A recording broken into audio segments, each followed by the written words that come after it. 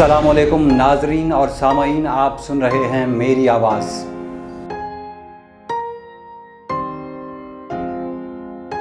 वफाकी वजीर गुलाम सरवर खान ने सीधी बात कर दी है। उनका कहना है कि पिछले 35 सालों तक मुल्क को लूटने वाले वाजिबुल कत्ल हैं। खान साहब की बात बिल्कुल दुरुस्त है, मगर इन 35 सालों में वो खुद भी कारे राज सियासत में रहे हैं। पहले वो और चौधरी निसार अली खान मिलकर इलेक्शन लड़ते थे। निसार अली खान कौमी असम्बली और गुलाम सरवर खान सूबाई असम्बली का हिस्सा बनते रहे। फिर निसार अली खान मुस्लिम लीगी बन बैठे और गुलाम सरवर खान पीपल्स पार्टी का हिस्सा बन गए। बाद में काफ लीग और फिर तहरीक इंसाफ का हिस्सा बने। 2018 के इलेक्शन में उन्होंने निसार अली खान को चारों शाने चित किया। अब वो खुद वफाकी वजीर हैं, बेटा MNA और भतीजा MPA है। गुलाम सरवर खान आज भी अपने गांव में रहते हैं। गांव से रोज़ाना इस्लामाबाद आते हैं। कई मरतबा वफाकी वजीर रहने के बाद उन्होंने गांव नहीं छोड़ा। उनका इस्लामाबाद में कोई घर नहीं है। उन्होंने देहाती लोगों की तरह सीधी बात की है और मेरे नज़दीक भी मुल्क को लूटने वाले गद्दार हैं और गद्दारी की सज़ा मौत है। जनरल मुशर्रफ के इब्तदाई सालों में नए में तैनात एक जर्नैल ने उनसे कहा था कि सर, किसी भी करप्ट आदमी की जुम्मे के रोज़ एक उंगली काट दी जाए, फिर अगले जुम्मे को दूसरी, इसी तरह तीसरी और फिर आखिर में हाथ। मेरा ख्याल है कि एक उंगली कटने के बाद दूसरी काटने की ज़रूरत पेश नहीं आएगी, क्योंकि अगले जुम्मे तक वो पैसे लेकर आ जाएगा। जनरल मुशर्रफ सियासतदानों के जाल में फंस चुके थे। उन्होंने इस तजवीज़ को रद्द कर दिया और अदालतों के साथ साथ कानून की बात की। परवेज़ मुशर्रफ के पास हिसाब किताब का सुनहरी मौका था, मगर उन्होंने हिसाब किताब की बजाय इक़्तिदार का इंतखाब किया। यही उनकी गलती थी। गुलाम सरवर की बात सीधी और सादा है। इस सिलसिले में एक सादा सा हल ये है कि इन सियासतदानों समेत ज़िंदगी के मुख्तलिफ शोबों के लोगों के असासे चेक किए जाएं कि 1985 में क्या थे और आज 35 साल बाद क्या हैं। हिसाब खुद ब खुद हो जाएगा, फिर माफ़ी किसी को न दी जाए। बकौल मुर्तज़ा बिरलास के, जिन्होंने बस्ती उजाड़ डाली, कभी तो उनका हिसाब होगा।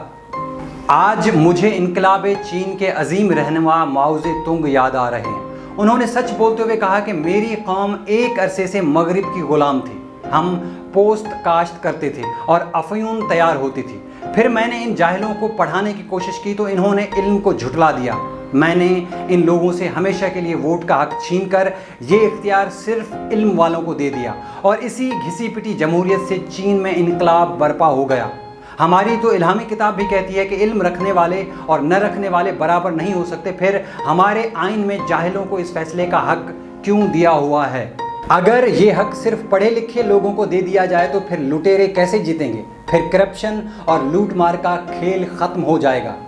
अनपढ़ लोगों के वोटों से तो ये लोग जीत कर आते हैं। अगर अनपढ़ वोटर्स न हो तो ये लूट मार करने वाले ऐवानों तक न पहुंच सकेंगे। आपको हैरत होगी कि एची सिंह कॉलेज में पढ़ने वाला एक सियासतदान अपने आबाई हलके में न लड़कों का कॉलेज बनने देता है और न ही लड़कियों का। इसी तरह हमारे कई पढ़े लिखे सियासतदान अपने इलाकों में तालीमी इदारे बनने नहीं देते हैं। झूठ की भी कोई सज़ा होनी चाहिए। अब जब नैब में हमारे सियासतदानों को बुलाया जाता है तो वो बड़ी ढिठाई के साथ झूठ बोलते हैं। कहते हैं कि हमने इतने बरस कौम की खिदमत की, जैसे उन्होंने अपने घर से खिदमत की हो।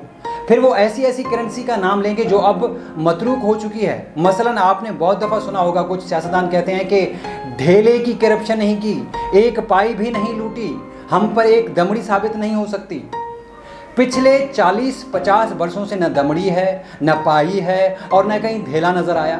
मेरा ख्याल है कि वो इन करेंसियों का नाम अपने वालिद बुजुर्गवार से सुनते होंगे, इसीलिए दिमाग में ढेला, पाई और दमड़ी ही आती है। यहाँ तो हालत यह है कि महज ज़ाती रंजिश की बिना पर अतीका ओढो के सिलसिले में अज खुद नोटिस लिया जाता है। 9 साल में 210 पेशियाँ होती हैं, 16 जज तब्दील होते हैं और बिलाखिर 9 साल 2 माह और 14 रोज़ के बाद अतीका ओढो को बाइज़्ज़त बरी कर दिया जाता है। इंसाफ की इससे अच्छी मिसाल और क्या हो सकती है? यहाँ एक सियासतदान की बेटी ने कहा कि उसकी बाहर तो क्या, मुल्क में भी जायदाद नहीं है। फिर एक करिश्मे के तौर पर Chaudhry sugar mills, Hudaibiya paper mills और हदीबिया इंजीनियरिंग प्राइवेट लिमिटेड में शेयर्स निकल आते हैं। हमजा स्पिनिंग मिल्स और मोहम्मद बख्श टेक्सटाइल मिल्स में भी हिस्सा निकल आता है। शहजाद अकबर के बकौल 19 मिलियन की एक टीटी भी उसके अकाउंट का हिस्सा बनी। पता नहीं नैब ने 1450 किनाल एराजी कहाँ से निकाल ली। हिल मेटल से उसके अकाउंट में रकम कैसे आई? 3 वर्षों में उसकी ज़मीन में 550 किनाल का इजाफा कैसे हो गया। अब 200 एकड़ का किस्सा और निकल आया है। एहसन इकबाल के ताज़ा फरमान ने इनकी पार्टी की पूरे बयानिए को धोकर रख दिया है। शायद इसकी वजह यह होगी कि अगस्त में ज़ियाउल हक की बरसी थी। ख़वातीन व हज़रात, हिसाब किताब तो होना चाहिए।